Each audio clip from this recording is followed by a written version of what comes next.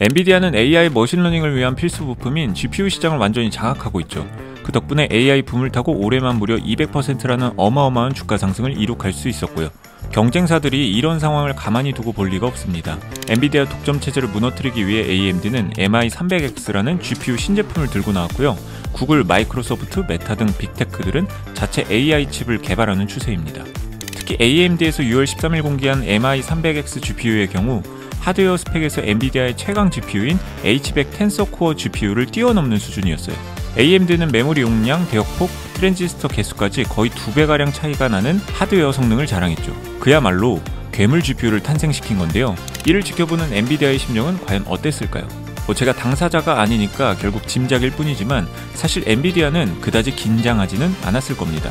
실제로 AMD가 신제품을 발표한 13일 경쟁사가 괴물 GPU의 출시를 알렸음에도 불구하고 엔비디아의 주가는 4% 가까이 상승했죠. 도리어 AMD의 주가가 4% 가까이 하락한 겁니다. 그 배경에는 엔비디아가 보유한 소프트웨어 인프라의 힘이 있었습니다. 아니, 엔비디아는 분명 반도체를 만드는 기업인데 갑자기 소프트웨어가 이 기업의 강점이라니, 갑자기 이게 무슨 소리인가 싶으시죠? 사실 소프트웨어 인프라는 반도체 기업에게 크게 두 가지 면에서 중요성을 지닙니다. 우선 소프트웨어는 반도체 성능 자체를 극대화하기 위해 필요하고, 또한 우수한 소프트웨어 인프라는 고객들을 락인시키는 효과가 있습니다. 먼저 반도체의 성능을 온전히 끌어내기 위해선 소프트웨어 인프라 구축이 필수적인데, 스포츠에서 아무리 신체 조건이 좋은 선수라고 해도 전략 전술에 대한 이해도가 떨어지면 크게 활약하기 어렵잖아요. 이처럼 반도체도 소프트웨어 최적화가 안 되어 있다 보면 뛰어난 하드웨어를 가지고도 퍼포먼스가 잘 안 나오기 마련입니다. 소위 피지컬과 뇌지컬 둘 다 갖춰야 한다는 말이죠. 일례로 엔비디아의 H100 텐서 코어 GPU는 양산을 개시한 2022년 말과 비교해서 하드웨어는 변한 것이 없지만 반년 남짓한 시간 동안 소프트웨어 최적화를 통해 성능 개선을 최대 54%나 이뤄냈습니다. 소프트웨어가 반도체 성능에 얼마나 큰 영향을 미치는지 단적으로 나타내는 사례죠. 왜 소프트웨어 인프라가 이토록 반도체의 성능을 크게 좌우하는지 하나씩 짚어볼게요. 아주 쉽게 생각해서 우리가 반도체를 사용하는 이유는 이 기기를 사용해 어떤 작업을 수행하기 위함이잖아요. 예를 들어서 계산기를 이용해 2-3이라는 연산을 시키는 것처럼 말이죠. 그런데 이런 생각을 해본 적 있으세요? 반도체가 2-3이라는 명령을 어떻게 이해하고 5라는 결과값을 표출하는 걸까요? 반도체는 하드웨어적으로만 보면 전류가 흘렀다 안 흘렀다 하는 네모난 조각일 뿐인데 말이죠. 이 질문의 답은 바로 소프트웨어에 있습니다. 소프트웨어는 인간의 명령을 반도체가 이해할 수 있는 언어로 번역하는 역할을 수행하죠. 인간의 명령은 프로그래밍 언어로 내려지는데 코딩을 전혀 모르는 분들도 C 언어, 자바, 자바스크립트, 파이썬 이런 이름들을 한 번쯤은 들어보셨을 텐데요. 프로그래머들이 이런 언어로 2-3을 해줘 라는 명령을 내리면 소프트웨어가 여러 단계에 걸쳐서 이 명령을 기계가 이해할 수 있는 언어로 번역해줍니다. 0과 1로 이루어진 머신 코드로 말이죠. 그러면 반도체가 열심히 작업을 수행한 뒤 어떠한 결과값을 도출해내면 소프트웨어가 다시 이 값을 5라는 인간이 이해하는 언어로 번역해줍니다. 쉽게 말해 나는 한국인이고 반도체는 일본인인데 우리가 같이 어떤 일을 하고 싶을 때 소프트웨어라는 통역가가 중간에 개입해서 둘 간의 소통을 돕는 셈입니다. 국가마다 한국어, 영어, 일본어 등 다양한 언어를 사용하는 것처럼 반도체들이 사용하는 언어도 여러 종류가 있죠. 우리는 반도체가 이해하는 기계어를 ISA라고 부릅니다. 통상 아키텍처라고 칭하죠. 개발자는 본인이 어떤 아키텍처의 프로그램을 만들 것이냐에 따라 사용하는 소프트웨어도 달라집니다. 일본인과 일을 하면 일본어 통역가를, 미국인이랑 일을 하면 영어 통역가를 찾아야 하는 것처럼 말이죠. 통역가의 능력에 따라 의사소통의 퀄리티가 천차만별로 달라지는 것처럼 어떤 소프트웨어를 사용하느냐에 따라 반도체의 성능도 크게 달라집니다. 그리고 엔비디아는 개발자들이 자사 GPU를 극한까지 활용할 수 있게 해주는 쿠다라는 뛰어난 통역가를 보유하고 있죠.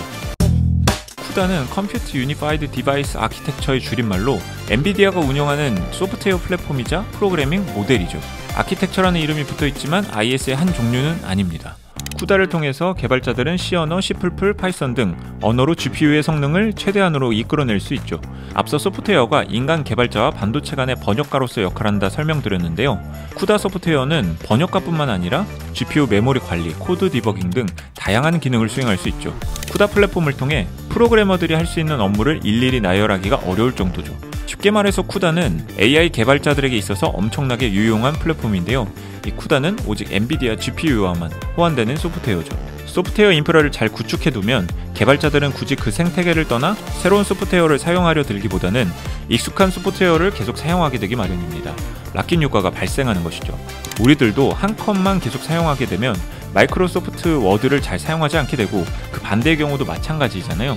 갤럭시만 쓰던 사람이 아이폰으로 잘 갈아타지 않고 아이폰 유저들은 갤럭시로 잘 넘어오지도 않고요. AI 개발자들도 똑같습니다. 이들은 이미 오래전부터 구축된 쿠다라는 인프라를 두고 굳이 다른 소프트웨어를 잘 찾지 않죠. 엔비디아는 일찍이 2006년에 쿠다를 출시하면서 GPU 소프트웨어 생태계를 구축해놨습니다. 그리고 2016년 알파고와 이세돌 기사 간에 바둑 대국이 있고 나서 GPU를 활용한 AI 머신러닝이 탄력을 받기 시작했을 때 엔비디아는 이미 업계 개발자들을 자신들의 쿠다 플랫폼에 정착시킨 상태였죠. 엔비디아에 따르면 2020년 8월 기준 쿠다 플랫폼을 사용하는 개발자는 약 200만 명 규모였는데요. 매달 신규 가입자가 4만 명에 가까이 이른다고도 밝힌 바가 있습니다. 챗GPT 이후 엔비디아 GPU의 수요가 폭발적으로 증가했잖아요. 자연스럽게 쿠다의 이용자도 더 늘었으리라 짐작할 수 있죠. 애플이 만드는 오픈CL, AMD가 만드는 ROCm 등 쿠다의 경쟁 프로그램이 없는 것은 아니죠. 그러나 쿠다와 비교하면 이 소프트웨어들의 성능은 많이 아쉬운 수준이죠. 심지어 머신러닝 분야의 연구들도 대부분 이미 엔비디아를 기준으로 데이터가 축적되어 있기 때문에 개발자 입장에서 타사의 GPU를 사용해서 AI를 개발한다는 것은 매우 어려운 일입니다. 자, 이제는 왜 경쟁사들이 신제품을 출시하고 있음에도 불구하고 여전히 엔비디아가 AI 반도체 분야의 황제로 꼽히는지 이해가 갑니다. 제품의 하드웨어 면에서도 압도적인 개발 역량을 지닌 기업이 그 제품의 성능을 100% 끌어올릴 수 있게 하는 소프트웨어 인프라까지 구축한 상태니까 당장은 다른 기업들이 끼어들 틈이 없다고 해도 무방하죠. 다른 기업이 엔비디아의 아성을 무너뜨리기 위해선 하드웨어와 소프트웨어 모두에서 엔비디아를 압도하는 성과를 내야 합니다. 현재 AMD, 인텔 등 반도체 기업들은 하드웨어적으로는 분전하고 있지만 소프트웨어 인프라 측면에서는 엔비디아의 성에 흠집을 내지 못하고 있는 상황이고요. 구글, 메타 등 빅테크들의 자체 개발 칩은 당장은 실체가 모호한 것이 사실이죠. 각자 자신들이 사용하기에 최적화된 반도체를 만들었다는 데에 의의가 있지 반도체 기업들처럼 고객사에게 자신들의 칩을 판매하기 위해 개발했다고 보기는 어려우니까 말이죠. 적어도 아직까지는. 물론 혁신은 예상치 못한 곳에서 터져나오는 법입니다. 당장은 AI 반도체 분야에서 압도적인 영향력을 행사하는 엔비디아도 영원히 그 지위를 유지할 수는 없겠죠. 반도체 기업, 빅테크의 스타트업들까지 AI 반도체 개발에 열을 올리는 상황인 만큼 경쟁도 그 어느 때보다 치열하고요. 추후 이 시장의 패권 다툼이 어떤 양상으로 이루어질까요? 기대해봐도 좋을 것 같습니다.